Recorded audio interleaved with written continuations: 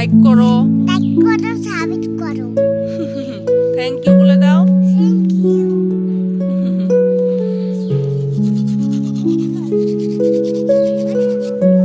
গ্রামের সকালটা একটু অনেক সুন্দর,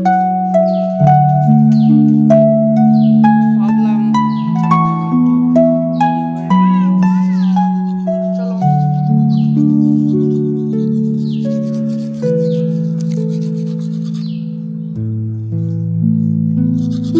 ওদিক যেও না, এদিকে আসো।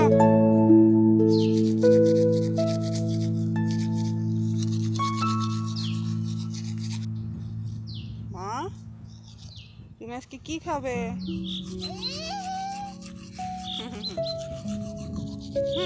ব্রাশ করো। খেতে হয় না, পেস্ট খেতে হয় না, পেস্ট খেতে হয় না। ইস, হ্যাঁ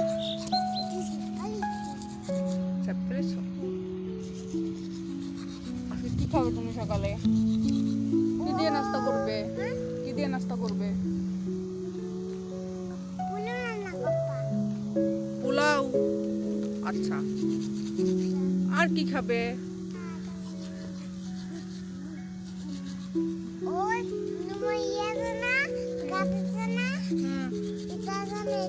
হ্যাঁ, ভাত দিয়ে খাবো।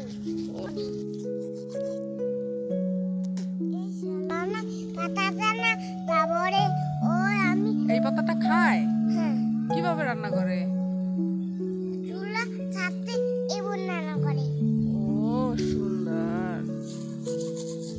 তুমি কি দাঁত ব্রাশ করছো নাকি খাচ্ছো? না খাই না। এটা কিন্তু ফেলে দিতে হয়। হ্যাঁ, ব্রাশ করো, মা যেভাবে করি সেভাবে করো।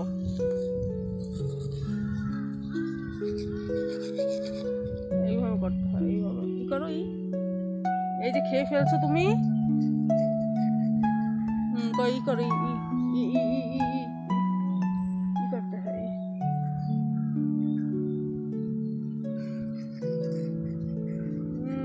সুন্দর।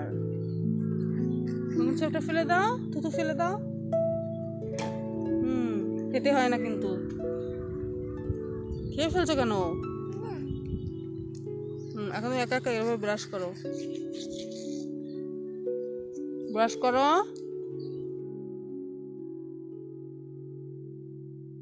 তারপরে আমি দুপুরে রান্না করতে চলে যাই।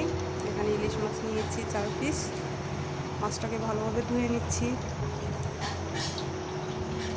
ইলিশ মাছ বেশি ধুইতে হয় না অবশ্য, অল্প ধুয়ে নিতে হয়।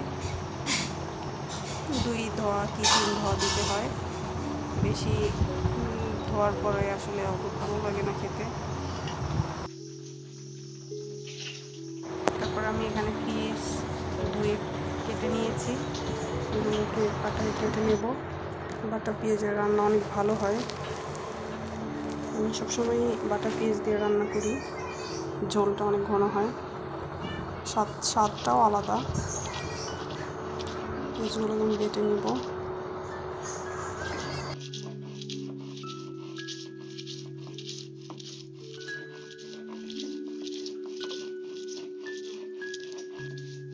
আমার পেঁয়াজ বাটা শেষ। এবার আমি শুকনো মরিচ বেটে নেব।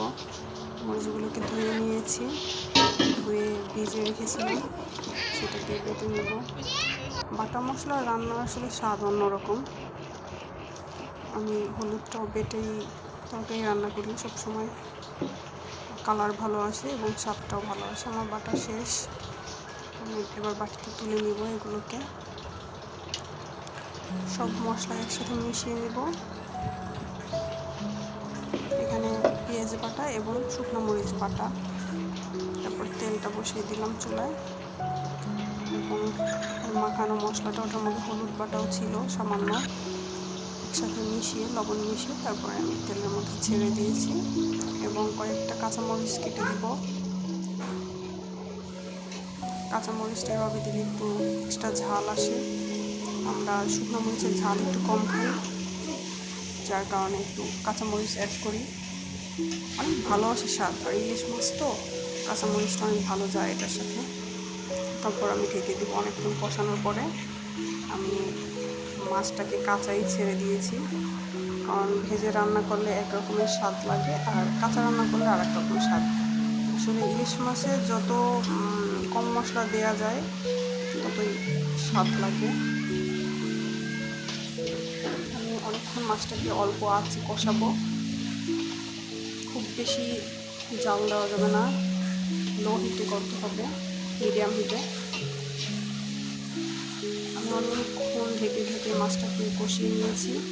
ভিডিওটি ভালো লাগলে লাইক করবেন, শেয়ার করবেন এবং কমেন্ট করবেন। আস্তে আস্তে নাড়তে হবে যাতে না ভেঙে যায়, খুব সতর্ক সাথে। তারপর একটু পানি দিয়েছি যাতে নিচে লেগে না যায়। খুব সাবধানে নাড়তে হবে। আমরা 4 জন মানুষ ছিলাম, এই 4টি মাছ ভেজেছি।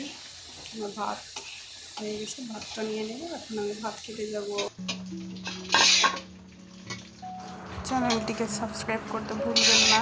দেখা হবে অন্য কোনো নতুন ভিডিওতে। আল্লাহ হাফেজ।